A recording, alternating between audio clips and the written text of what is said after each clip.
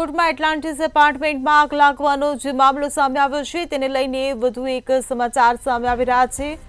રાજકોટમાં એટલાન્ટિસ એપાર્ટમેન્ટમાં આગનો જે મામલો સામે આવ્યો, જે ઘટનામાં 3 લોકોના કરુણ મોત નિપજ્યા હતા, ત્યારે ઇન્ચાર્જ ફાયર ઓફિસર અશોકસિંહ ઝાલાનું નિવેદન સામે આવ્યું છે।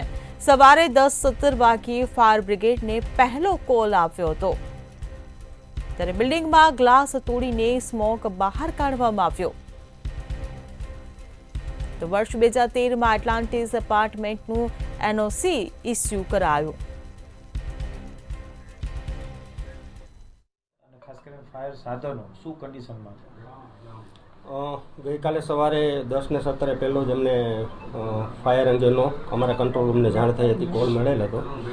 ત્યારબાદ 5 મિનિટમાં જ અમારી ફર્સ્ટ ટીમે રિસ્પોન્ડ આપી અને રેસ્ક્યુ અને ફાયર ફાઇટિંગનું ઓપરેશન શરૂ કરી દીધું હતું। ત્યારબાદ લગભગ 1.5 કલાકમાં સંપૂર્ણ ઓપરેશન કમ્પ્લીટ કરી નાખ્યું હતું, રેસ્ક્યુ કરી નાખ્યું હતું અને ફાયર ફાઇટિંગ થઈ ગયું હતું। આગ બુઝાઈ ગઈ હતી। સ્મોક જે વધારે જનરેટ થયો હતો એ થોડું ગ્લાસ ફ્લાસાટ તોડી અને સ્મોકને રિલીઝ કર્યો હતો અને બધા માણસોનું રેસ્ક્યુ કર્યું હતું। ત્યારબાદ એમાં